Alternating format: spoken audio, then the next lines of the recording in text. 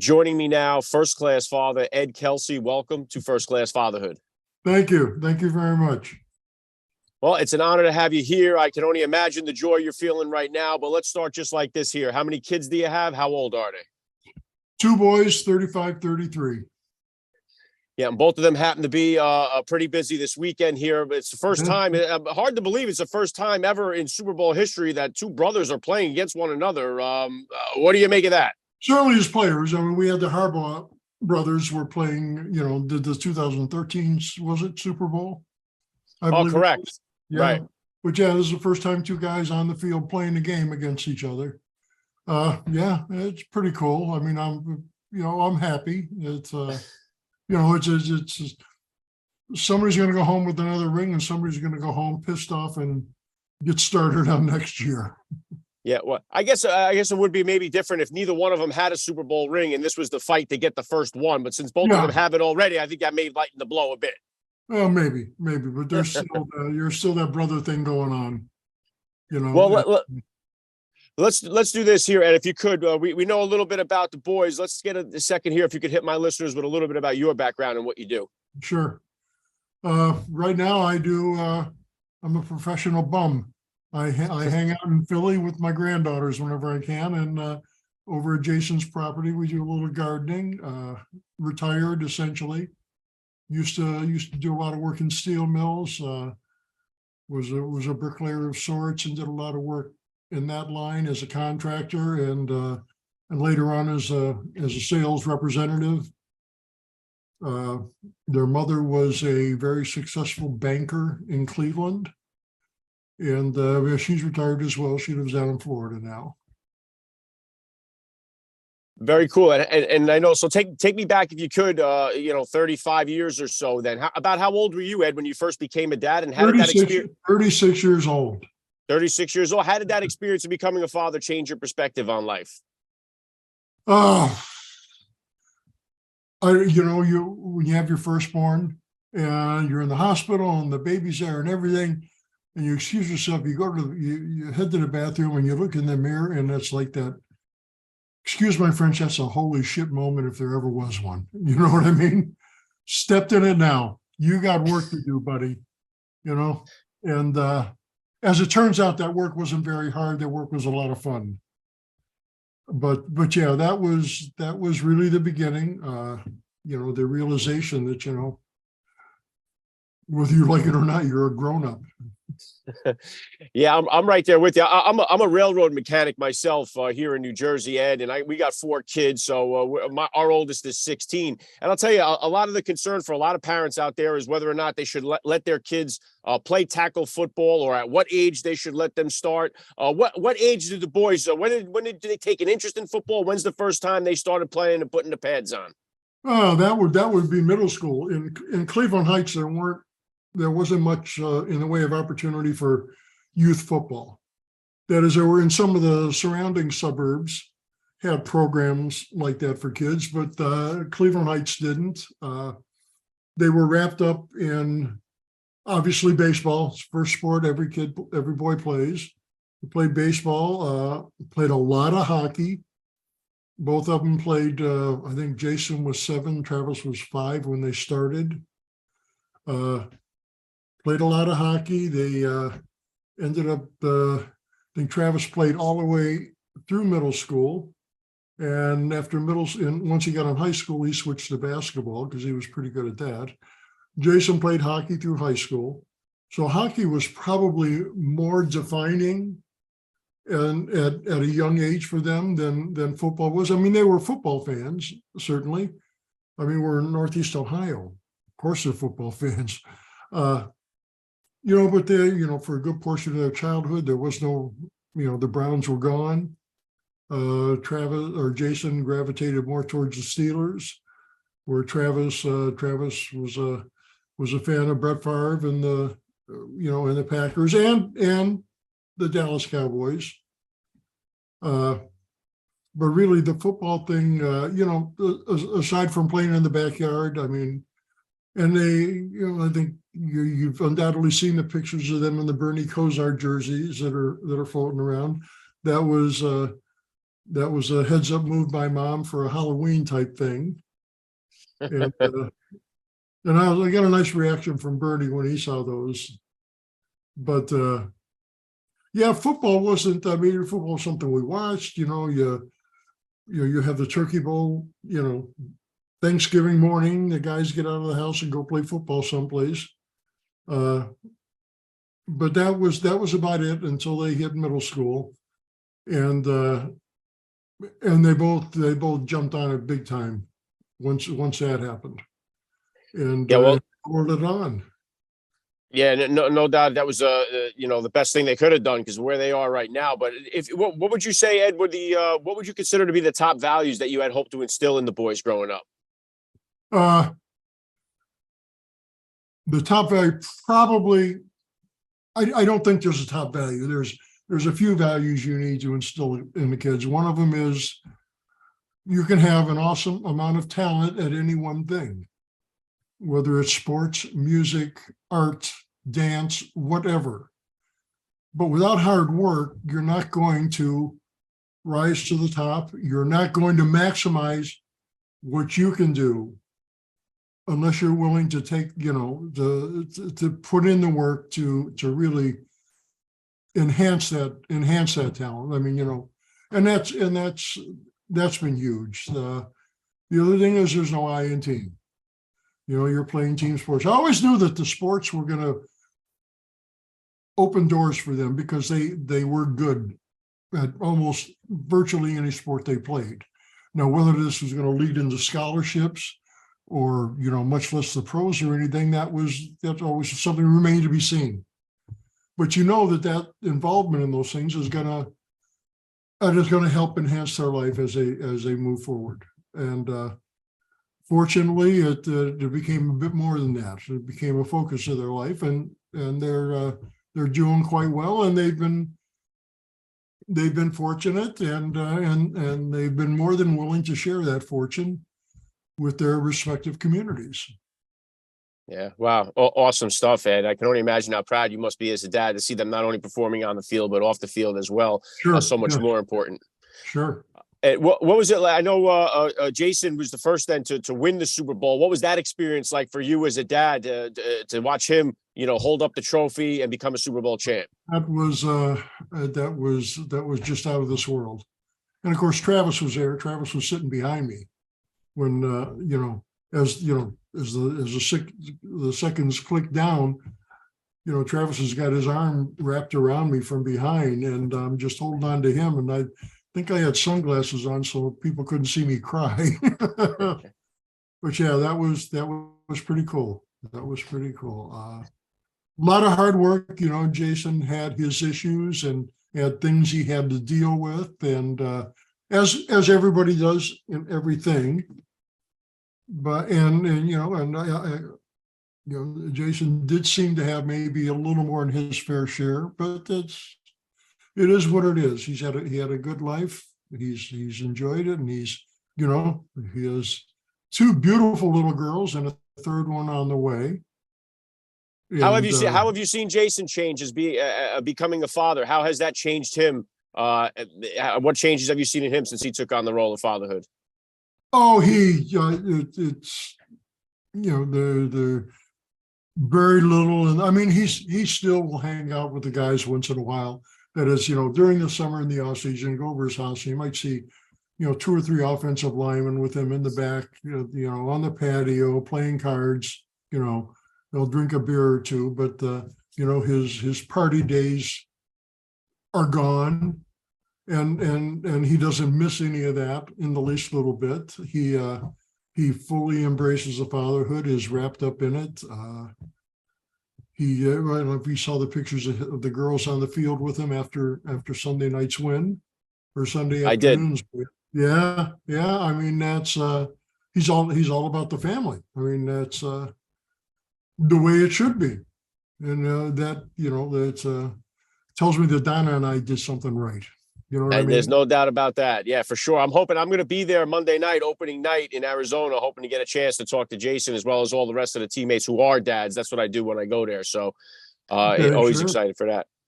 And so, obviously they're billing this whole thing here, Ed, as the Kelsey Bowl. I mean, this is all the talk of the town. I mean, it's one of the major focus points of this. I can only imagine the attention you and your family are receiving from all types of media outlets, myself included, reaching out, getting you on the show here. What's been the most common question you think that everyone wants to know? What's like the biggest thing everyone tries to ask you or Donna or? Well, of course, everybody wants to know who we're rooting for. That's which, just a stupid question. I'm rooting for Kelsey. You know what I mean?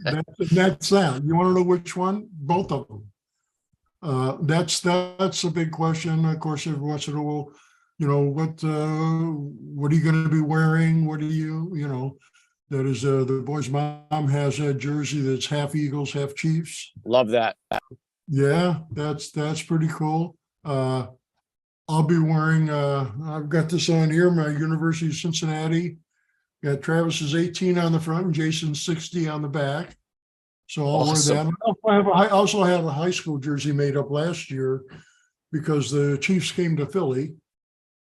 And I had a high school jersey with one of their high school numbers on the front and the other one on the back.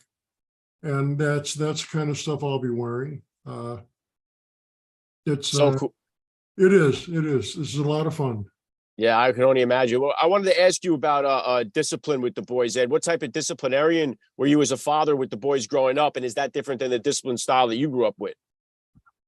Well, certainly it was different than what I grew up with. There was a lot more corporal punishment in those days. And that was the norm. I mean, that just, I'm 71 years old. In the 50s, you stepped out of line, you got cracked.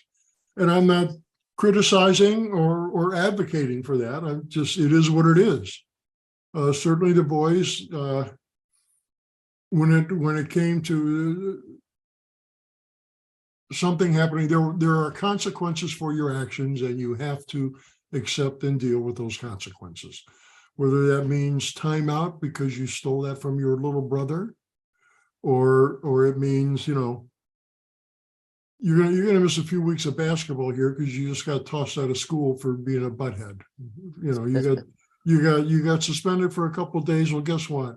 We're not going to the gym. We're not going to the rink. I know one year Travis got a little dust up in middle school where he shouldn't have and got suspended for a couple of days. And so I had a friend, actually a close friend of Donna's, that worked for the Salvation Army down in Cleveland. And I called George. I said, I need to take him someplace, let him put in some manual labor somewhere, helping somebody. And we ended up helping a couple of guys clear a vacant lot. And it was everything. It was broken glass. It was needles. This is a real social mess there. And that made an impression on him. The impression wasn't so much that this is your punishment for what you did, but this is an indication of where people have to live and how they have to live. And you don't have to, and you need to be thankful for that. And you need to be focused on, the education you're being given at Cleveland Heights, and really that was the whole point of anything like that was, you've been given so much in this world, stop doing stupid shit. Excuse my French, but basically, a lot of these kids will act up, and a lot of them will have problems, and those problems can be traced back to what's happening in the home. And that's not to criticize other parents. People do what they can. You have some of these families where both parents are working two jobs, just to make ends meet. It's tough raising kids that way. Yeah, and one thing I focus on, they didn't have to deal with that. Yeah, there's no doubt about it. And that's one of the things I focus on so much on this show here, Ed, is the fatherless crisis, the portion of so many kids growing up without a father in the home. And that is having such a devastating effect on our society as well. And I would love to see, we try to solve all these other issues that we have, but if we don't start focusing on our family units and bringing dads back into the home, I think we're just going to be running around in circles. Well, yeah, you open a can of worms, but it certainly has has a huge influence on some of the problems we're seeing from a socio-economic standpoint. I mean, I want to choose my words carefully here, so bear with me. There is no doubt that there are things that happen or tendencies that kids develop when they don't have both parents in the house. It's not just, whether it's mom or dad missing. More often than not, it's the single mother and the absent father. That breeds trouble, and these kids, and it's not just the behavioral issues. I mean, this is a host of behavioral / physical ailments that you see in some young men that are unique to guys that didn't have dad in the house. Yeah. And I'm not, I certainly don't advocate for a woman staying with a guy that's smacking her around. That's totally unacceptable. But I always get those emails, Ed, every time, because I talk about this so much, and that's always the one. Oh, should she have stayed with the guy that was abused? I never advocate for that. I respect single moms. I think they're working miracles in our country. Yes, they are. Never to take anything away from them. My whole point this is isn't that the bitch at single moms. This is the bitch about the dads. Is what right. this is. That's what we need to focus on. And they can talk. They talk about deadbeat dads that are not paying the money. That is important. That certainly is important. But that's not the most important thing. The most important thing is the involvement in the kids' lives. And dads matter, and they need to be there. And and you father a child, you need to step up. You're right, and not only if there is no father, it's that father figure. So many kids can find that through sports, and that's why sports can be so great, because they can find a coach. Yeah, sure, yeah. Coaches are so huge. Coaches and teachers. I mean, there's I don't know how many times going into school to talk to a teacher or about curriculum, how they're doing, problems they may be having, et cetera, that absentmindedly refer to the teacher as Coach Coach Johnson, no, Mr. Johnson, but it's the same persona. It's the same thing going on, and it is great, and that they have that available to them in sports. That that there are men like that, but each and every one of them will tell you the same thing. It's not the same as dad being in the house. Yeah. There's no replacement. There's no replacement for parents. That's right. There isn't. And bringing it back in, obviously, when it comes to the game, the big game itself, tell me first, where do you plan on sitting in the stadium? You got a certain spot picked out, and you're going to win no matter what. But what are the plans for after the Super Bowl? You guys have any plans you have for after the game? So where will you be, and then where are you going after? We will, as far as I know, I think we're sitting with the Eagles, but I'm not sure of that. I don't recall Super Bowls having designated areas for either team. I could be wrong on that, but I think our tickets that is Donna and our tickets are going to come from the Eagles side. I think Travis has a lot of people coming on that way. Now we're going to stay in the Chiefs Hotel with Travis and the gang. Because there's a big crowd going on the Philly side with my daughter-in-law's folks are coming to help out with the girls who are coming, and of course Kylie's going to have number 3 scheduled for the end of the month, but you never know. So they got quite an entourage on that side. So but we'll be credentialed so we can go see. We can hang out in both places and see. The fact of the matter is you don't get a lot of time with the kids. I mean, I'll tell you, my favorite, not one of my absolute favorite Super Bowl moment came on Saturday night before the Chiefs played. Who did the Chiefs play that they beat? The Niners. The Niners in Miami. We didn't, Miami's so hard to get around. We're going to go out and do a family dinner because we had all kind of people there. And even ones that weren't going to the game came down to Miami to help us celebrate the entire thing. And we're sitting in this restaurant at the hotel at this resort, and there's all kinds of people around coming over saying hi. There's activities going on, a big crowd, raucous, wonderful time. We've got the, Wyatt there, the baby is there, and Kylie, and it was just a wonderful time. And all this activity, and we have Jason and Travis sitting together, and they start talking. And so, of course, I'm just sitting here listening. And what it was older brother Jason telling Travis, this is different. Here's what to expect when you get out on the field tomorrow.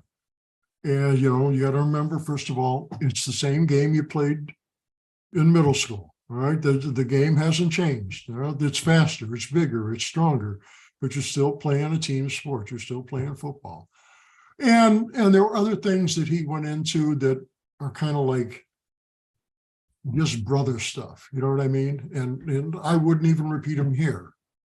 But at that moment, just right there, watching the two, and I did take a picture of that moment, was tempted to take a video, but then I said, no, this is their time, But that was, with all the hoopla and everything going on, I got to witness two brothers, one advising the other one, here's your stuff you got to watch out for, And believe it or not, one of the biggest things they both have said was the extended halftime is something nobody's ready for. Mm-hmm. Their halftime is longer in the Super Bowl because they got those shows and everything, all that stuff going on. And these guys are used to a routine. You get back into the locker room, you get trainers working on you while you're listening to coaches and you're looking at diagrams and people are showing you got to do this, here's what the line is, we got to watch out for this blitz or this stunt or whatever they're going to pull. Defense is getting preached to about to watch out for this guy coming out when they're in this format. All that kind of stuff is going on very compactly.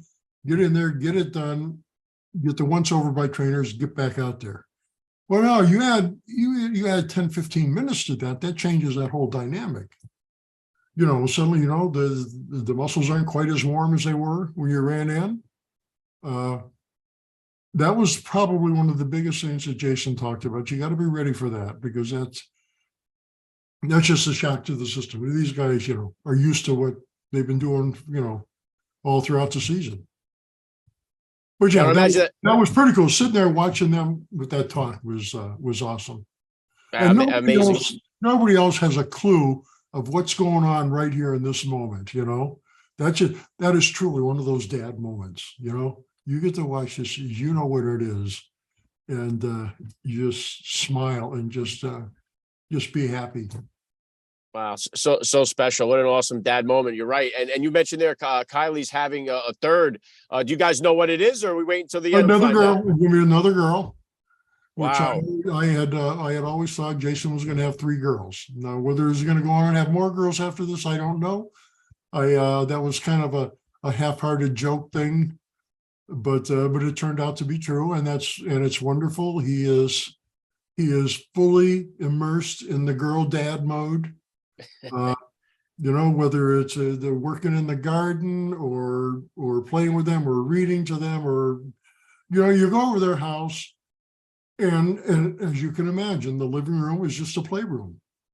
You got a gate up to keep the big dogs out of there and to keep the girls contained, but every toy they've got is, within reach, and they can play this, that, and whatever. And it's a lot of fun. Yeah, we had 3 boys, and then finally got our girl on the 4th try. So there you go. If we didn't get her on 4, we'd have 5 by now. But we got her, and that was the name of that tune. Now, I don't know. I have never heard anything from Jason as to he wish he had a son. Okay. And I think part of that is we don't do that. We're just very happy. Everyone come home alive. Okay, that's all I care about. Yeah, everybody come home healthy and happy, and we'll be fine. So, how about Travis? Is he close here? Is he somebody that wants to have kids? Is he ready? I thought he was. I thought he was. He had a long-term relationship with just an absolutely lovely, wonderful young woman. He just isn't ready to settle down. And unfortunately, I think she got tired of waiting, because they ended up apart, and it is what it is. I'm not certainly not going to advocate settle down because it's time. In fact, there was a point right after Jason got married where Travis was talking about, maybe it's time I settled down.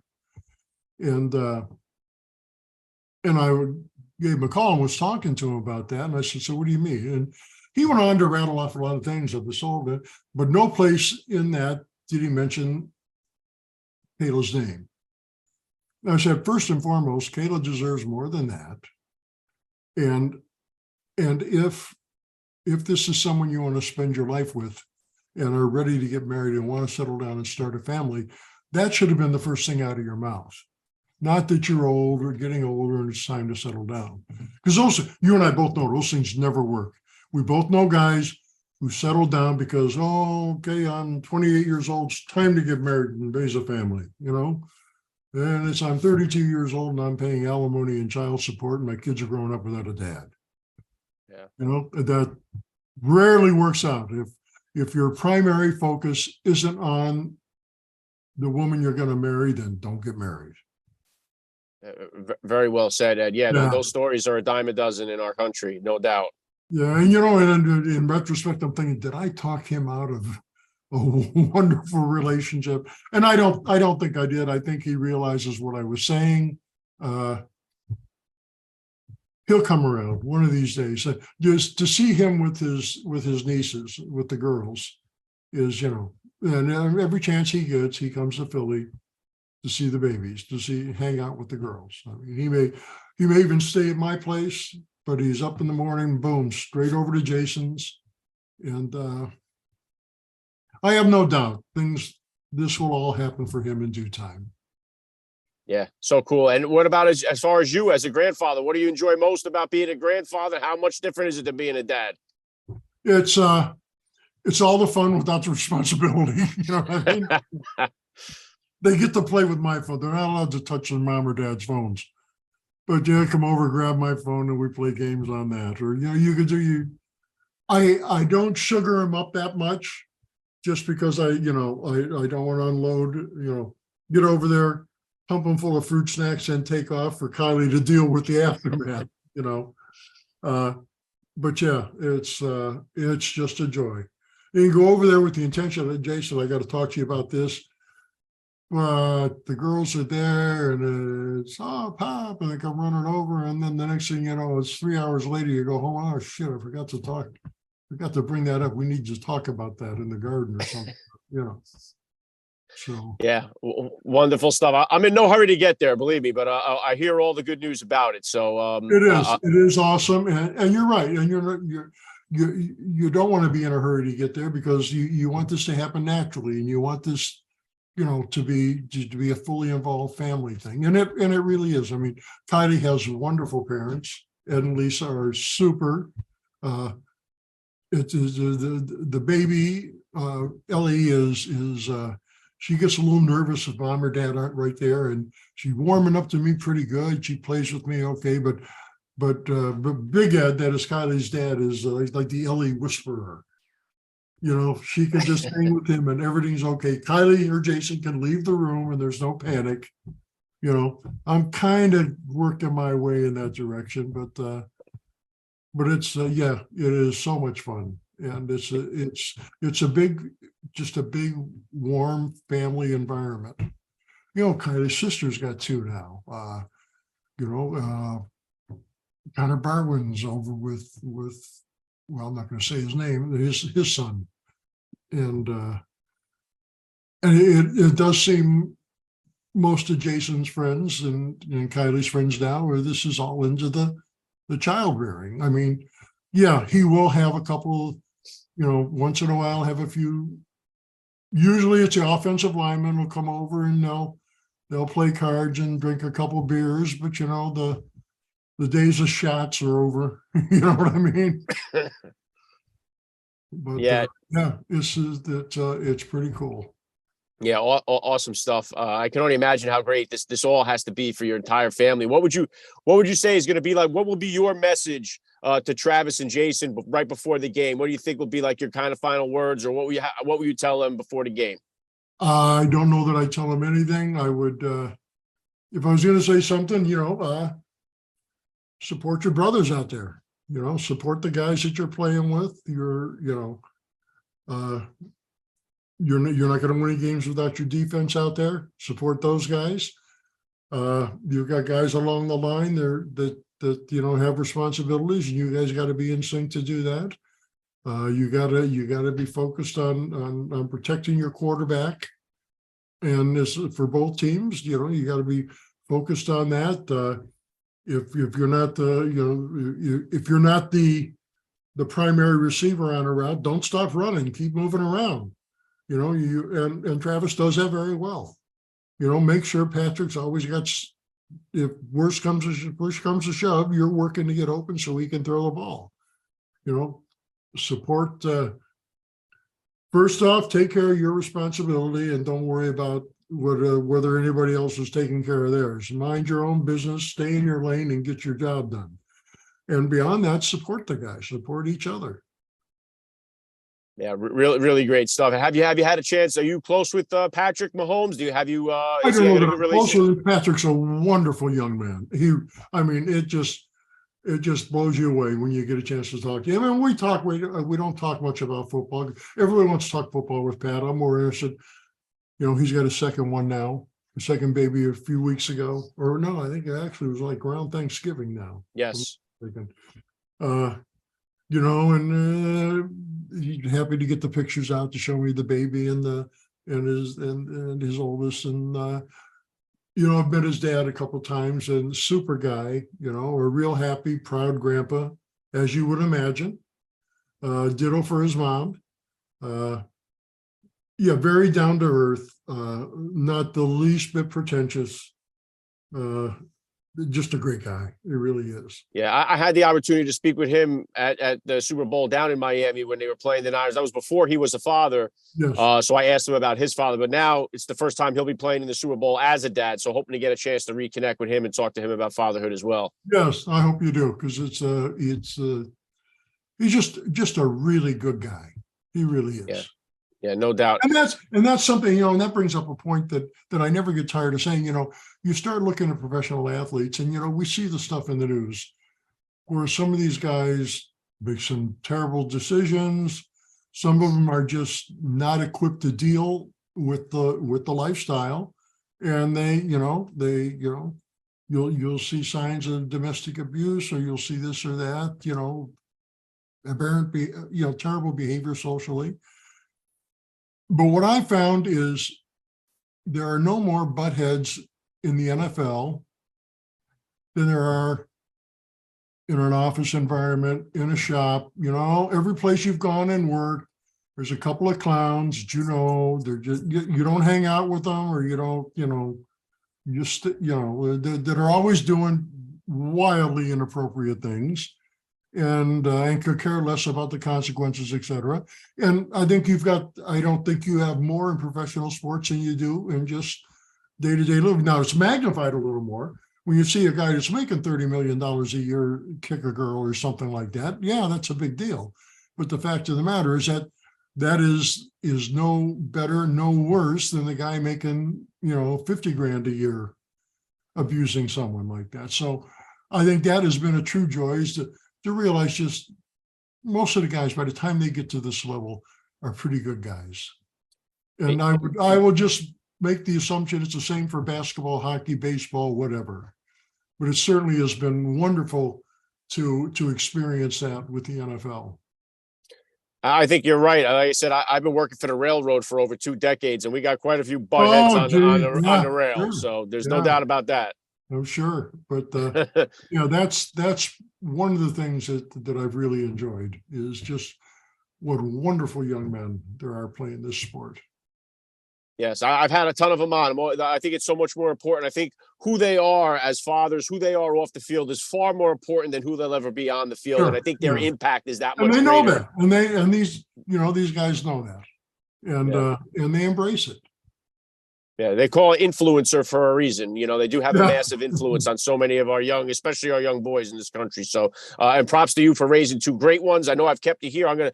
Last thing I know, this is a big week for you. Last thing I want to hit you with here, Ed, I'd love to ask all the dads that I get on the podcast, what type of advice do you have for that new dad or for that about to be father who's out there listening? Take a deep breath. It's going to be okay. You know, yes, you have a huge responsibility that you're not ready for. But remember your upbringing, remember the lessons you learned at home, and everything's going to be fine. You're going to have one hell of, and enjoy every minute of it because it is going to end so quick. It'll be over before you know it. But if you enjoy it, you'll have those memories, and it's just awesome. Yeah, very well said, Ed. This has been an honor for me. Congratulations. Best of luck. I'll be thinking about you on Sunday. Thanks for giving me a few minutes of your time here on First Class Fatherhood. Okay, great. Take care.